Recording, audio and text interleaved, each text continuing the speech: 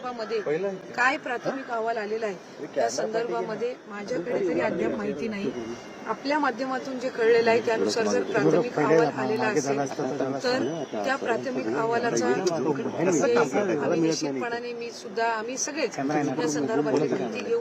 हा जर प्राथमिक अहवाल असेल तर तपशिलातला अहवाल हा कधी त्या ठिकाणी राज्याच्या जनतेसमोर येईल हे सुद्धा आमची प्रामुख्याने मागणी ती त्या ठिकाणी राज्याचे मुख्यमंत्री फडणवीस साहेबांसहित इतर सगळ्यांकडे सुद्धा राहील. मला आपल्या माध्यमातून सांगायचं आहे की आदरणीय सुनेत्रा काकींनी राज्याचे उपमुख्यमंत्री म्हणून ज्या वेळेला शपथ घेतली त्याच्यानंतर पहिली मागणी जर आदरणीय सुनेत्रा काकींनी कुठली केली असेल तर ती ही होती की या संबंध अपघाताची सीबीआयच्या माध्यमातून सखोल चौकशी झाली पाहिजे.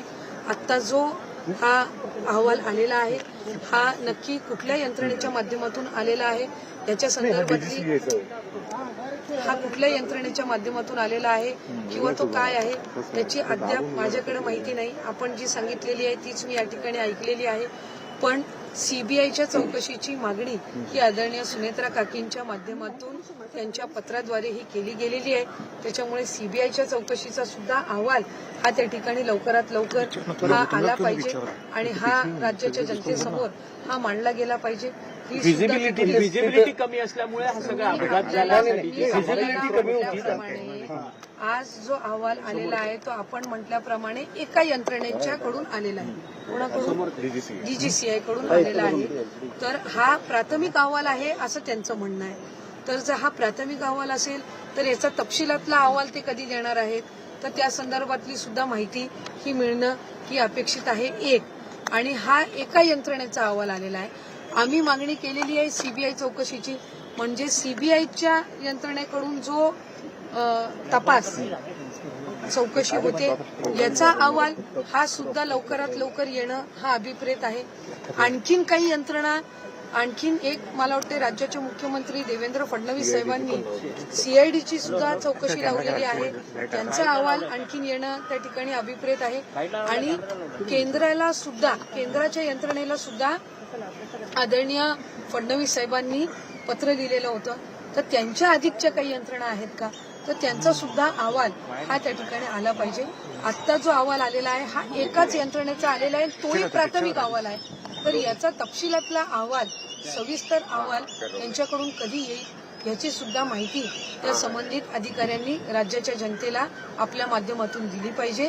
आणि सीबीआयचा आणि इतर यंत्रणेचा सुद्धा जो तपास सुरू आहे हा आता कुठल्या टप्प्यामध्ये आहे कुठपर्यंत तो आलेला आहे आणि त्या संदर्भातली सविस्तर माहिती हे ते आम्हाला राज्याच्या जनतेपर्यंत कधीपर्यंत देणार याची माहिती सुद्धा त्या ठिकाणी आली पाहिजे याची मागणी सुद्धा आम्ही त्या ठिकाणी करतो. बारामती एअरपोर्टला तुम्ही सुद्धा उतरलो आता जो रिपोर्ट येतो ना नाही यादी उतरला असेल विमाने कधी गेला असेल किंवा तुम्ही तो पाहिला असेल त्या रिपोर्टमध्ये बारामती एअरपोर्टच्या संदर्भात काही त्रुटी समोर मांडल्या विशेषतः रनवे तिथे संरक्षण भिंती नाही आहेत तिथे बाकीच्या अत्यावश्यक ज्या गरजा लागतात फार अशा इमर्जन्सी लँडिंगच्या वेळेस त्या नाही आहेत अशा स्वरूपाची काही त्रुटी सुद्धा या रिपोर्टने सादर केलेल्या आहेत. खरं तर मी ते एअरपोर्ट बघितलेलं नाहीये. एक आत्ताच्या हल्लीच्या कालावधीमध्ये कधी काही आता त्या एअरपोर्टवर आधी कधी अशा पद्धतीनं किती लँडिंग झालेल्या आहेत किंवा त्यावेळेला काही तांत्रिक बाबी पुढे आल्या होत्या का किंवा आधी कुठलं समजा चार्टर चॉपर काही तिथं लँडिंग झाली असेल तर त्यांनी काही त्याच्यामध्ये निदर्शनास आणलेले आहेत का किंवा काय तर ह्या संदर्भातल्या तपशिलामध्ये सुद्धा त्यांना जावं लागणार आहे. त्याच्यामुळे आत्ता जो अहवाल आलेला आहे हा किती प्रमाणामध्ये आहे म्हणजे किती हा प्राथमिकता याची काय आहे तर तो अहवाल बघितल्यावरच लक्षात येईल. आपण म्हणताय की तो 22 पानाचा आहे पण त्या 22 पानामध्ये काय काय त्यांनी दिलेलं आहे आणि त्याची प्राथमिकता काय हे तो अहवाल वाचल्यानंतरच लक्षात येईल. आणि हा जर प्राथमिक असेल तर तपशिलातला अहवाल ह्या एजन्सी ही यंत्रणा ज्यांनी आज तपास करून प्राथमिक अहवाल दिलेला आहे यांच्या माध्यमातून तपशिलातला अहवाल हा कधीपर्यंत प्राप्त होईल ह्या संदर्भातली त्यांनी माहिती देणं हे अपेक्षित आहे. आणि या व्यतिरिक्त ज्या एजन्सी चौकशी करतायत यांचा सुद्धा अहवाल हा किती दिवसामध्ये येईल ही सुद्धा त्या ठिकाणी प्रामुख्याने मागणी ही आमच्या म्हणलं की अपघाताची खरी कारणे आणि कारणीभूत घटक स्पष्टपणे उघड होण्यासाठी अपघाताच्या प्रत्येक पैलूची चौकशी सुद्धा पुढच्या कालामध्ये दिली जाईल आणि त्याचा डिटेल रिपोर्ट सादर केला जाईल. म्हणजे मी म्हटल्याप्रमाणे की हा प्राथमिक अहवाल असेल तर याच्यातला जो डिटेल रिपोर्ट आहे हा किती कालावधीमध्ये आणखी किती कालावधी त्यांना डिटेल रिपोर्टसाठी लागणार आहे तर ह्या संदर्भातला जो कालावधी आहे हा त्यांनी सुद्धा हा लवकरात लवकर स्पष्ट करणं हे अपेक्षित आहे. आणि हा एका यंत्रणेकडून आलेला अहवाल आहे.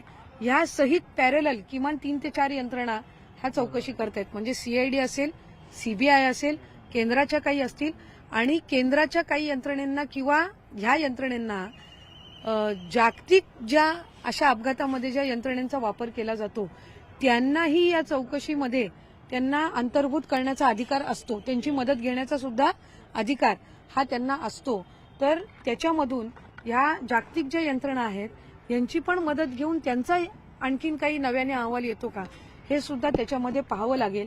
आणि या ज्या 4-5 यंत्रणा आहेत यांचे अहवाल हे एका मला वाटते प्लॅटफॉर्मवर, कारण एक एक यंत्रणा आपापल्या पद्धतीनं चौकशी करते त्याच्यामुळे ह्या सगळ्या अहवालांचं वेगवेगळ्या यंत्रणेंच्या अहवालांचं एकत्रीकरण करून एक ठोस असा एक अहवाल किंवा त्या संदर्भातलं एक रिपोर्ट हे दिलं गेलं पाहिजे. कॉकपिट मधला जो व्हॉइस रेकॉर्ड होता त्याच्यावर प्रश्नचिन्ह अनेक जण उपस्थित करत होते तर तो डेटा राष्ट्रीय वाहतूक सुरक्षा मंडळाला दिलेला गेलेला आहे आणि त्यातून आता पुढच्या कालावधीमध्ये कळेल की शेवटचं संभाषण खरंच झालं होतं का, ते काय होतं वगैरे स्वरूपात. बरोबर. म्हणजे हा त्यांचा प्राथमिक अहवाल आहे. आणखीन त्यांनी ज्या ज्या यंत्रणेंकडे हे डेटा दिलेला आहे त्यांचा अहवाल कदाचित त्यांना जसं आपल्या बोलण्यातून जे लक्षात येते त्यांचा डिटेल रिपोर्ट आणखीन येणं हे त्यांना अपेक्षित आहे. तर त्या संदर्भामध्ये थोडं म्हणजे ही आणखीन गतीने ही चौकशी व्हावी ही साधारणपणे आमची मागणी राहील. आम्ही सुद्धा सगळे आमदार मिळून राज्याचे मुख्यमंत्री फडणवीस साहेबांकडे या संदर्भातली हे करू की आज हा प्राथमिक अहवाल एका यंत्रणेचा आलेला आहे तर इतर ज्या यंत्रणांनी आहे त्या संदर्भामधली चौकशीला गती द्यावी. त्यांनी ज्या ज्या केंद्र पातळीवरच्या यंत्रणेंना रिफर केलेला असेल तर त्यांच्याकडून सुद्धा लवकरात लवकर या संदर्भातला रिपोर्ट यावा आणि या सगळ्या यंत्रणांच्या जे काही रिपोर्ट्स आहेत याचं एकत्रीकरण करून एक सविस्तर अहवाल, एक जबाबदार, एक अनुभवी या विभाग आणि या संबंध ज्या यंत्रणा आहेत एव्हिएशन असेल किंवा इतर ज्या या चौकशीच्या यंत्रणा आहेत याचा वर्षानुवर्ष अनुभव असलेल्या एका वरिष्ठ अधिकाऱ्यांनी हा अहवाल राज्याच्या जनतेसमोर मांडला पाहिजे. रोहित पवार गेले काही दिवस प्रेस घेऊन वारंवार प्रश्न उपस्थित करत होते. वास्तविकतेत रिपोर्ट येण्याच्या आधीच केलेले प्रश्न कितपत योग्य होते आता या संदर्भात तुमच्या प्रतिक्रिया, कारण की ह्या संपूर्ण प्रकरणामध्ये राष्ट्रवादीच्या नेत्यांवर बोट दाखवण्याचं काम केलं गेलं. ते एक गोष्ट आपण समजून घेतली पाहिजे की हा जो अपघात आहे हा एका सामान्य व्यक्तीचा अपघात नाही. दुःखद आहे, वेदना देणारा आहे, अकाली आहे, अनपेक्षित आहे आणि एका साधारण व्यक्तीचा नाही. राज्याचे 6 वेळा उपमुख्यमंत्री राहिलेले, 35-40 वर्ष लोकप्रतिनिधी म्हणून काम केलेले आणि ज्या कुटुंबाचे ते सदस्य त्या कुटुंबांनी गेल्या 65-70 वर्षापासून या महाराष्ट्राच्या राजकारणामध्ये सक्रिय असणारे ते कुटुंब आहे. पहिल्या 3 कुटुंबामध्ये राज्यातल्या त्या कुटुंबाला आज ओळखलं जातं. त्यामुळे हा सामान्य व्यक्तीचा अपघात नाही आणि कुठलाही अपघात ज्या वेळेला होतो आणि ज्या वेळेला ती व्यक्ती इतक्या अधिक पद्धतीनं महत्वाची असते त्यावेळेला त्या बाबतीतली बारकाईनं चौकशी हे करणं अभिप्रेतच असतं. त्याबद्दल काही दुमत नाही. तुम्ही जर आज बघितलं एअर इंडियाचा अपघात 3 जून 2025 रोजी झाला. आम्ही त्याच्यामध्ये आमच्या कुटुंबातली एक व्यक्ती आम्ही गमावली, माझी वहिनी ही आम्ही त्याच्यामध्ये गमावली. त्याचा सविस्तर अहवाल हा आत्ता कुठं म्हणतायत की येणार आहे. तो एक वेगळा अपघात होता, हा एक वेगळा अपघात आहे. मी त्या दोन्ही अपघातांची तुलना ही कधी करणार नाही. पण ज्या वेळेला अशा पद्धतीचे अपघात होतात त्यावेळेला बारकाईनं एक सेकंदाची चौकशी होणं हे त्याच्यामध्ये अभिप्रेत असतं. कुठंही चौकशी करत असताना कुठंही गल्लत एखादी चुकून सुद्धा एखादी गोष्ट एखादं एलिमेंट राहता कामा नये या गोष्टीची दक्षता ही बाळगावी लागत असते. आणि त्या सगळ्या ह्याच्यामध्ये आमची साधारणपणे सगळ्यांच्या मांडण्याची पद्धत वेगवेगळी असू शकेल. भावना एकच आहे की चौकशी झाली पाहिजे.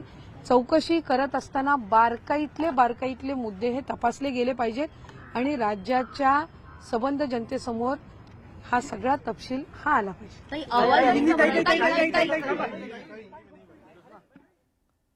आदिती तटकरे यांची आपण प्रतिक्रिया आपण ऐकली.